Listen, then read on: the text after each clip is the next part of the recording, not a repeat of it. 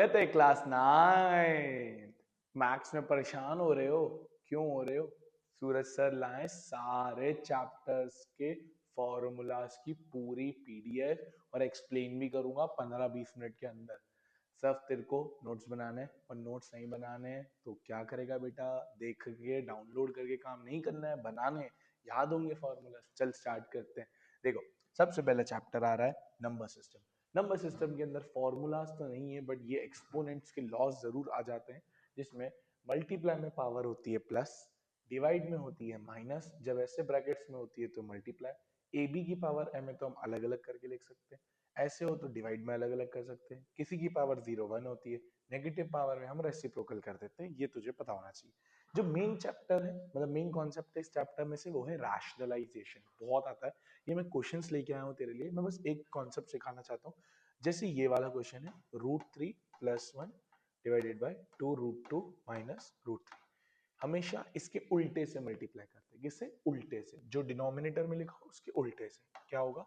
2√2 + √3 divided by 2√2 + √3। ऐसे किया जाता है रैशनलाइज। पक्का कॉन्सेप्ट क्लियर? ये रैशनलाइज होता है। रैशनलाइज के बाद आता है पॉलिनोमियल्स। बहुत डर लग रहा है ना तुम्हें इसमें आइडेंटिटीज का? देखो, ये रही तुम्हारी आइडेंटिटी सारी। a + b का whole square a² 2ab b² a - b का whole square a² - 2ab + b² a² - b² a + b a - b a + b का क्यूब a - b का cube a³ b³ a³ - b³ a + b + c का whole square. बहुत सारी identity.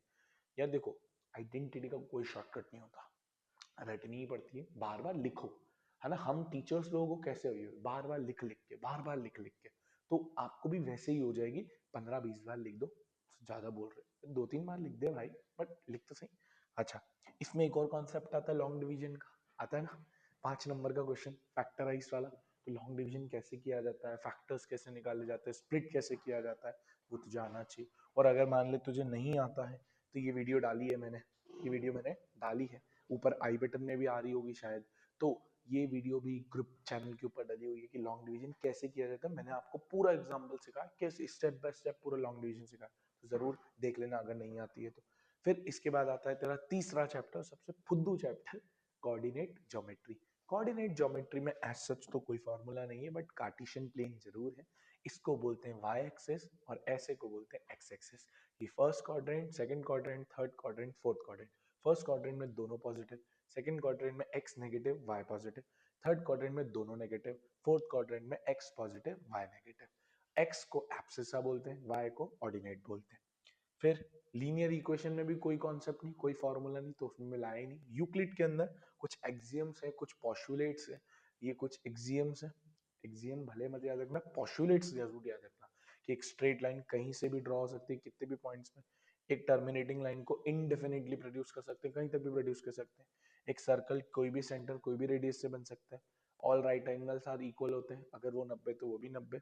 और अगर एक straight line, दो स्ट्रेट लाइन पे बन रही है तो इंटीरियर एंगल सेम साइड पे एक राइट एंगल से कम बनता है, ये भी पता होना चाहिए। फिर आता है lines and angles. Lines and angles में बेटा बहुत सारे एंगल्स आते हैं। जैसे सबसे पहले आता है एक्यूट एंगल, 90 से कम। फिर आता है 90 के इक्वल राइट एंगल। फिर आता है 90 से ग्रेटर ऑब्ट्यूस एंगल। एक स्ट्रेट एंगल 180 जिसको हम लीनियर पेयर बोलते हैं। क्या बोलते हैं? लीनियर पेयर बोलते हैं।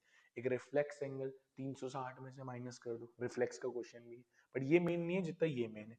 अल्टरनेट एंगल्स ऐसे बनते हैं, जो एक उधर देख रहा है एक इधर देख रहा है। Alternate angles again same. Corresponding angle, दोनों का चेहरा सेम जगह, एक इधर एक इधर। दो पैरेलल लाइंस को एक लाइन जो कट करती है उसको बोलते हैं ट्रांसवर्सल। क्या बोलते हैं? ट्रांसवर्सल।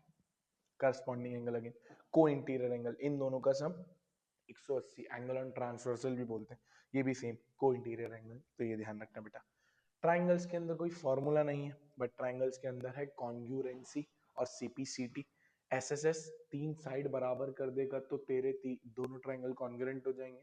एसएएस 2 साइड और इंक्लूडेड एंगल, बिटवीन वाला एंगल होना चाहिए, ये ध्यान रखना।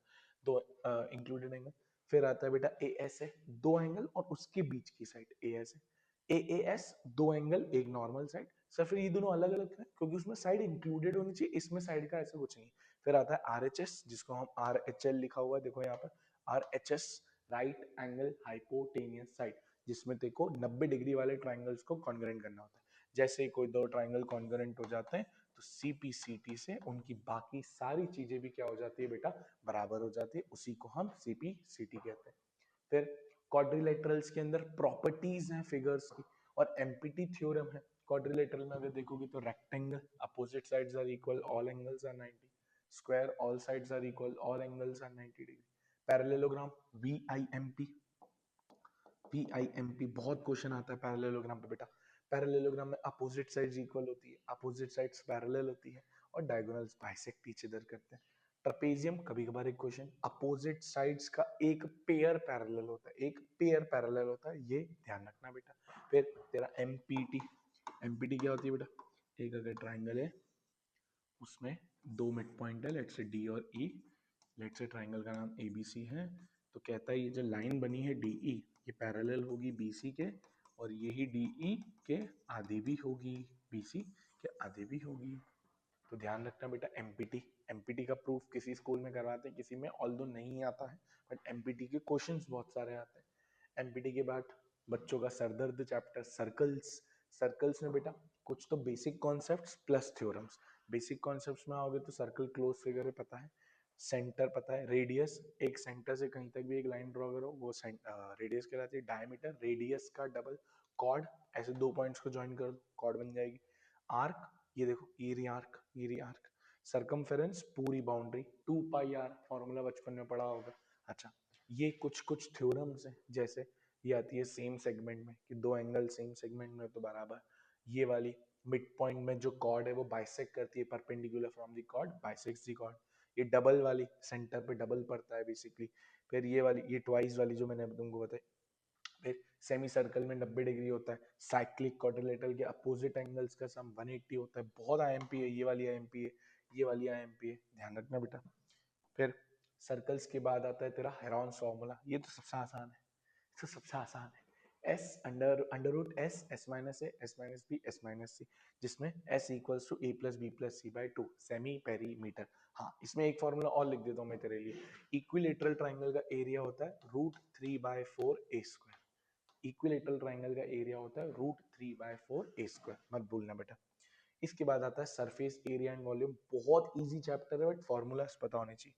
मैं तो सभी लेके आ गया, मैं तो सभी लेके आ गया, बट तुम्हारे कोर्स में तो 2-3 ही है फिगर, देखो कौन कौन से तुम्हारे में, सिलेंडर से लेकर ऊपर तक नहीं है, बट मैं लेके आया था कि बता दोगे 10th में बहुत काम आता है, बट ठीक है। कौन, सी एस ए होता है पाई आर एल, आर आपको पता है रेडियस, एल होता है स्लांट हाइट, एल क्या होता है स्लांट हाइट, टी एस है pi R L plus R, volume 1/3 pi R square H. L कैसे निकलेगा बेटा, under root R square plus H square, under root R square plus H square. Sphere हमारी पृथ्वी हमारा मून, टी एस है एक ही area होता है वैसे तो उसका 4 पाई आर स्क्वायर, वॉल्यूम होता है 4/3 पाई आर क्यूब।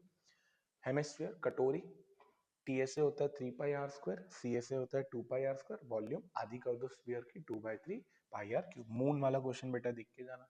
स्टैटिस्टिक्स में भी कोई फॉर्मूला नहीं है बट चार्ट्स हैं, चार्ट्स लेके आया मैं तेरे लिए। हिस्टोग्राम बिना गैप के बनता है, याद रखना बेटा। जो क्वेश्चन तेरे से पूछेगा वो ये है, फ्रीक्वेंसी पॉलीगॉन वीआईएमपी, बहुत बार आया है, बहुत बार आया है। और ये मिडिल वाली लेते हैं, ये भी पता होगा मिडिल वाली लेते हैं। और फिर ये बिना उसके, बिना हिस्टोग्राम, एक है विथ हिस्टोग्राम एक है विदाउट हिस्टोग्राम। वो एडजस्टेड फ्रीक्वेंसी याद रखना, एनसीईआरटी का लास्ट क्वेश्चन एक्सरसाइज का इंपॉर्टेंट है। फिर बेसिक ये एकदम वो है कि बार ग्राफ है, ऑल्दो बहुत छोटा सा होता है, बचपन में बनाया भी होगा। तो ये तुम्हारे सारे चैप्टर्स 9th क्लास के फॉर्मूलाज के डन कर दिए। आई होप आपको वीडियो पसंद आई, नया नया चैनल है, थोड़ा प्यार बरसाओ, थोड़ा चैनल को स्प्रेड करो, थोड़ा लोगों तक पहुंचाओ। Thank you for watching this video. Hare Krishna.